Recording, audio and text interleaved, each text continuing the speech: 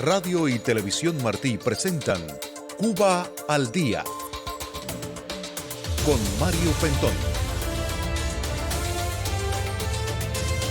Cuba al Día. Muy buenas tardes, queridos amigos de Martí Noticias. Hoy en Cuba al Día tenemos un programa muy especial. Tenemos con nosotros al padre José Conrado, una institución de la Iglesia Católica en Cuba, pero además un cubano como pocos. Es un privilegio, padre, que esté con nosotros. Gracias. Muchas gracias a ti por invitarme. El padre está de visita en Miami, el padre vive en Cuba, es párroco en Cuba, en Trinidad, y comparte hoy con nosotros. Padre, lo primero, padre, ¿se perdió el gran apagón nacional, el último? Bueno, pero ya tenía los anteriores. Así que...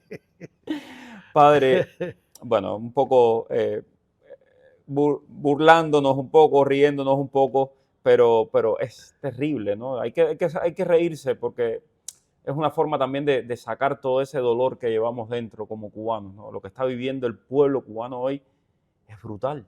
Sí. Yo le pido al Señor dos cosas siempre. El Señor, que no pierda la alegría, porque como soy Rodríguez Alegre, pierdo hasta la identidad, ¿no? Y la otra es que me siga conmoviendo el dolor de la gente, porque es otra tentación que tenemos. Llega un momento en que te anestesia el sufrimiento continuo, esa queja que no puede ser de otra manera. Tú sabes, que la gente vive en una situación tan terrible que cómo no se van a quejar. Pues, pero a veces, pues, uno cuando enfrenta esa situación como que se agobia, se agota, tú sabes. Y no, hay que seguir adelante y hay que acompañar a ese pueblo y hay que escucharlo, porque ellos necesitan que los escuchen. ¿Qué es lo más fuerte que hoy vive Cuba? La desesperanza, el sentido de la pérdida, digamos, de toda perspectiva de futuro. Yo creo que ese es uno de los elementos fundamentales de la situación de Cuba. De hecho, en un trabajo que hice ya hace unos cuantos años, porque fue la tesis de cuando me gradué de periodismo, allá en España, en Salamanca, yo hice una reflexión que la venía haciendo desde hacía tiempo, ¿no? Una investigación que hizo un psicólogo norteamericano de apellido Moody, que hablaba de la desesperanza inducida o indefensión aprendida, ¿no?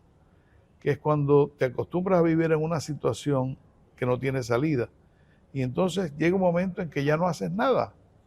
Te acostumbras tanto a esa situación que te quita la creatividad, que te quita la disponibilidad de resolver problemas, de enfrentar los problemas resolviéndolos.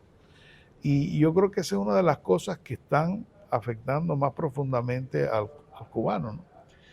Yo creo que forma parte de la experiencia totalitaria. Llega un momento en que la gente pierde la esperanza. No tengo nada que hacer, no puedo hacer nada, luego sencillamente sufro y me apago. Y yo creo que lo que tenemos es que lograr lo contrario. Hay que crear esa dimensión de fe y de esperanza que te permita seguir luchando. La resiliencia famosa de la que se habla también ahora, ¿no? Es enfrentar esa situación y no darte por vencido.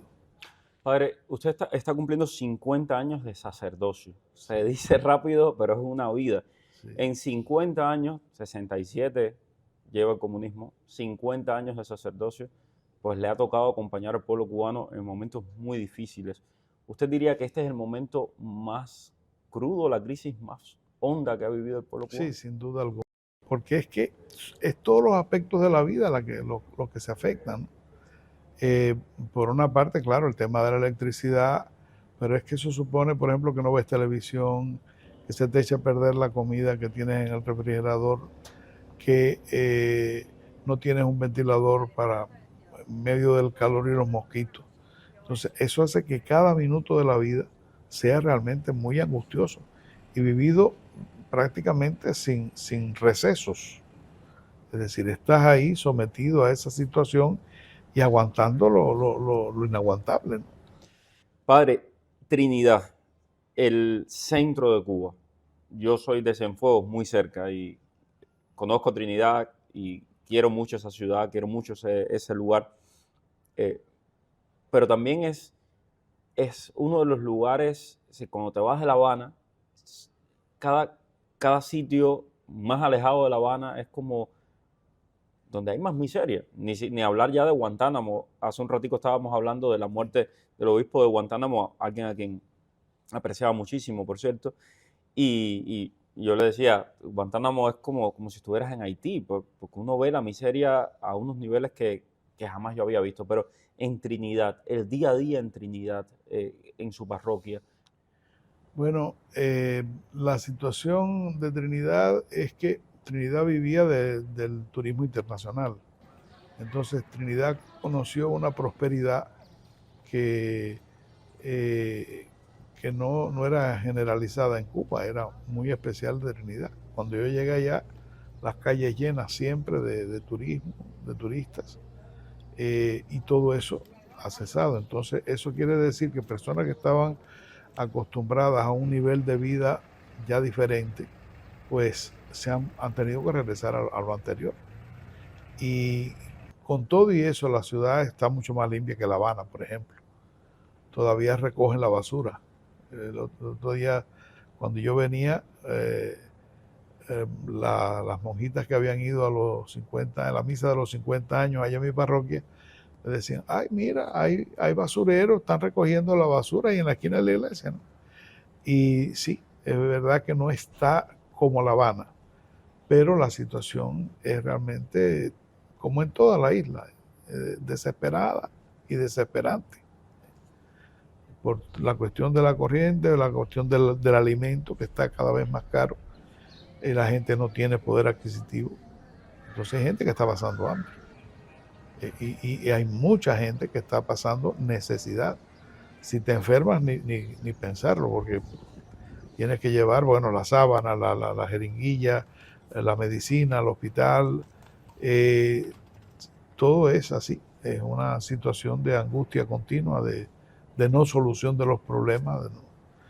Y con todo eso, pues el cansancio de no poder dormir de noche, por los mosquitos, por el calor, no hay ni un ventilador para echar fresco, en fin.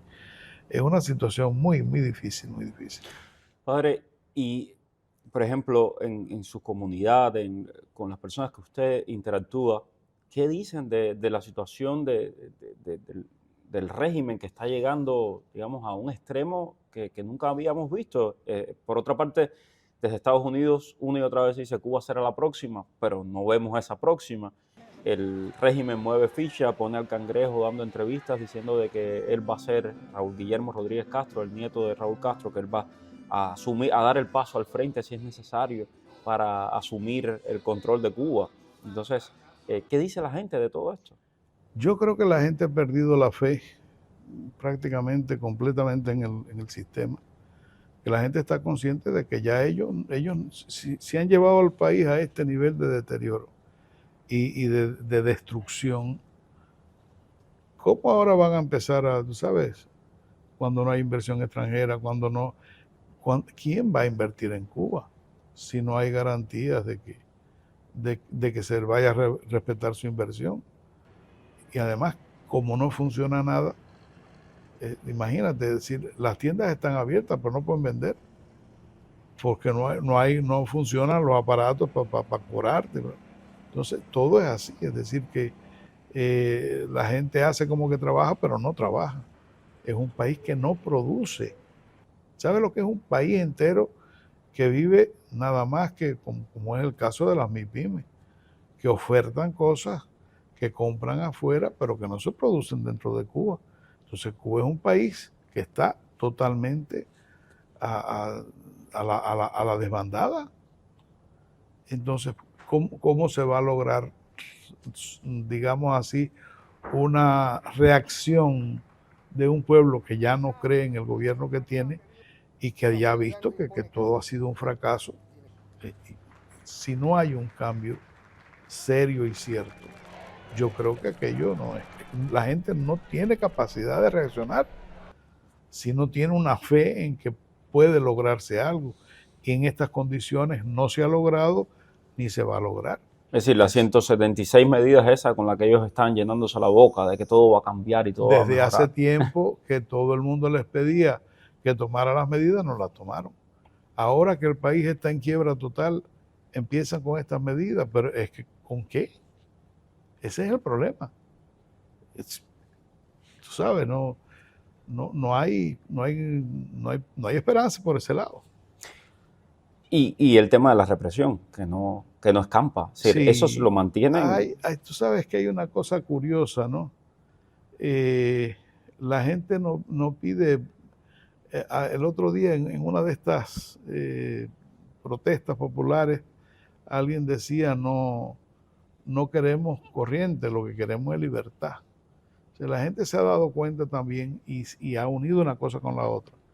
Sin la libertad es que no se puede. Yo creo que eso es una cosa muy importante. Cuando un pueblo se da cuenta que realmente lo que necesita es, más que nada, la libertad.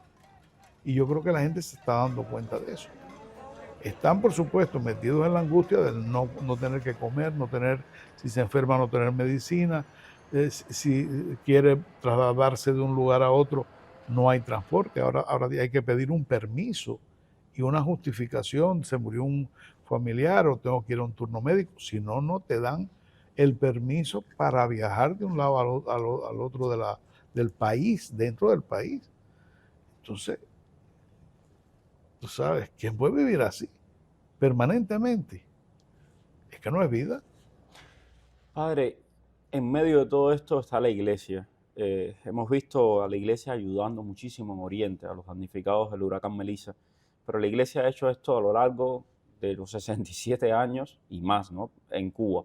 ¿Qué papel tiene la iglesia hoy? ¿Qué papel puede jugar la iglesia en medio de este país en colapso y que necesita sí o sí una transición? Yo creo que hay las necesidades urgentes, las necesidades de que la gente sobreviva. Esa es una de las cosas que la iglesia tiene que tener muy en serio. Pero ciertamente no es eso lo único. Es decir, si la gente no come, se muere. Si la gente no tiene medicina, se muere. Pero si la gente no tiene esperanza, si la gente no es capaz de mirar y aunque sea a lo lejos ver que sus problemas tienen solución, que hay un camino hacia el futuro, también se mueren. Espiritualmente se mueren. Entonces yo creo que esa es una misión que la iglesia tiene. Levantar a ese pueblo, inspirar a ese pueblo y al mismo tiempo, de alguna manera, abrir cauces para la participación en algo que sea diferente y en espera de una salida que no va a depender solo de nosotros. Solo nosotros no podemos. Por una parte hace falta la ayuda de arriba, de Dios, eso no cabe duda. Hay necesidad de volver a lo que es esencial, a una vida de fe, a una vida abierta a Dios, y eso necesita conversión, que realmente nos demos cuenta que necesitamos de Dios. Pero hace falta el otro también, que la gente descubra qué puede hacer cada cual desde donde está para lograr un camino de esperanza. Eso hay que hacerlo también. Y eso supone acercarte al otro, darle al otro la oportunidad de que pueda, digamos, enfrentar sus temores, sus angustias, sus dolores, que tenga, yo digo que es muy importante quien lo escuche, pero al mismo tiempo quien lo anime en otra perspectiva, es decir, no solo la perspectiva humana, sino la perspectiva de Dios, que siempre abre una puerta. Cuando se cierra una puerta, abre una ventana, pero siempre hay la posibilidad de ese mañana diferente. Padre, a veces nos cuesta entender los mensajes que vienen desde los obispos. El último mensaje muy crítico con Estados Unidos, con el tema de las sanciones al régimen cubano, porque la familia cubana sufre, ok, y el mensaje al régimen cubano, que tiene más de 1000 presos políticos, que tiene a la población pasando la situación que está pasando hoy, que no tiene ningún tipo de deseo de apertura política real. A veces siento que eso falta. Sí, es una cuenta difícil de sacar, porque tampoco se quiere que haya una ruptura. De alguna manera hay que establecer también canales de diálogo con las personas que están en el poder, porque tienen el poder, esa es la realidad. Y las cosas podrían ir a peor. Yo creo que eso también es necesario, pero al poder también hay que afrontarlo y enfrentarlo. Yo creo que si no se le canta las 40 y las 10 de última a los que están arriba, y que sepan que todo tiene un límite. Y yo creo que al límite ya lo estamos sobrepasando hace rato. Entonces yo creo que sí, que hay un nivel de audacia que hay que pedir a los obispos, que hay que exigirles y que hay que acompañarlos, porque yo creo que en este momento, por ejemplo, ya hay sacerdotes, religiosas, laicos, que están diciendo una palabra muy clara sobre la realidad de Cuba, una realidad que están viviendo ahí día a día, cara a cara con la gente y al lado de la gente, y yo creo que eso también hay que escucharlo y hay que darle, digamos así, también a esa voz hay que darle la posibilidad de que sea escuchada. Así es. Porque también es la voz de Dios, yo creo. Así es. Padre, el tema de la represión para la iglesia. O sea, a mí me impresionó muchísimo. Un día estaba conversando con Mike Hammer, me llama Mike Hammer desde Cuba, el encargado de negocios de los Estados Unidos en La Habana, y estaba con un grupo de monjitas, y las monjitas amablemente me dicen: Mario, ¿qué tal? Siempre te vemos, siempre te seguimos. Al día siguiente estaba Caridad Diego allí diciéndole a las monjitas que cómo se habían atrevido a hablar conmigo. Y todo tipo de amenazas, etcétera, a unas pobres monjas que lo único que hacen es ayudar al pueblo de Cuba y estar allí acompañando al pueblo de Cuba. En primer lugar, Caridad, esto va para ti. La próxima vez que hagas una cosa como esa, voy a llamar a tu hija que está en Tampa. Si vamos a hablar de incoherencia, yo también puedo llamar a tu hija para hablar un poquito de incoherencia, ¿verdad? Pero bueno, independientemente del detalle de la llamada de Caridad, la amenaza todo el tiempo a la iglesia, la amenaza no solo a la iglesia católica, a todas las iglesias, el poner trabas para que la iglesia no pueda hacer su papel. ¿Eso sigue así? Bueno, pues sí, eso es, hace 67 años que lo están haciendo. Yo creo que cada vez será menos eficaz, porque uno tiene un límite, pero el límite sobre todo es que se pierde la humanidad si uno no es capaz de decir la verdad, como si no es capaz de hacer el bien, como decía un cura que vivió en Santiago de Cuba el siglo XIX, el padre Usera. Decía que lo que Dios nos pide es decir la verdad y hacer el bien. Las dos cosas en Cuba son fundamentales. Vivimos en la mentira, quieren que vivamos en el silencio, cómplice de la mentira, y yo creo que no se puede más. Yo creo que no se puede. Finalmente, padre, un mensaje para la gente que nos está viendo desde Cuba, que tengo fe y usted además me lo ha confirmado, que mucha gente ve Martín Noticias desde dentro de Cuba y eso nos da muchísima alegría. Pues yo le diría al pueblo de Cuba que no pierda la fe, que no pierda la esperanza, que no pierda la capacidad de decir con su voz y con su vida que quieren una Cuba diferente y una Cuba mejor, porque tienen derecho a eso. Y por supuesto, hay que decirlo y hay que luchar porque se dé esa Cuba diferente. Es nuestro deber y nuestra deuda con esa patria que nos ha visto nacer, y ojalá que no nos vea morir sin conseguir el cambio que Cuba necesita. Y padre, para quienes nos ven aquí en Miami, que queremos celebrar con usted estos 50 años de sacerdocio, de vida entregada a Dios y entregada a sus hermanos. Pues yo creo que tenemos que mantener la unión entre todos los cubanos. Yo cuando analizo los 67 años, he visto que una de las cosas que más ha pretendido el gobierno es separarnos. Incluso que vivamos totalmente alejados unos de otros. El exilio ha manifestado una gran solidaridad con los familiares, los parientes, los amigos que tienen allá. Cada familia sabe de eso. Cada cual que tenga un amigo, lo sabe.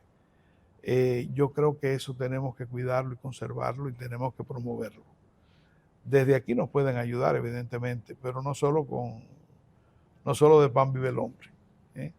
Que nos ayuden también luchando desde aquí para que Cuba se abra, para que Cuba cambie, para que se den cuenta lo que tiene la autoridad en este momento, que esa autoridad es para servir a un pueblo, no para oprimirlo, no para aplastarlo, no para dejarlo morir, porque para eso no es la autoridad.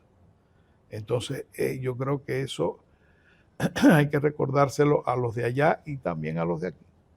Yo creo que Cuba necesita ayuda, una ayuda que pueden dar los otros países también, una ayuda que puede dar este país, que tiene las posibilidades. Y yo creo que ese cambio necesario, tiene que ser un propósito que nos tienen que ayudar. Solo nosotros no podemos, ciertamente, pero con la ayuda de otros sí.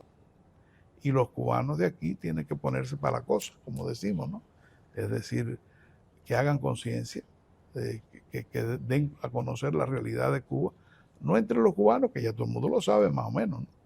Pero a sus vecinos argentinos, a sus vecinos colombianos, a sus vecinos y también a los países de Europa.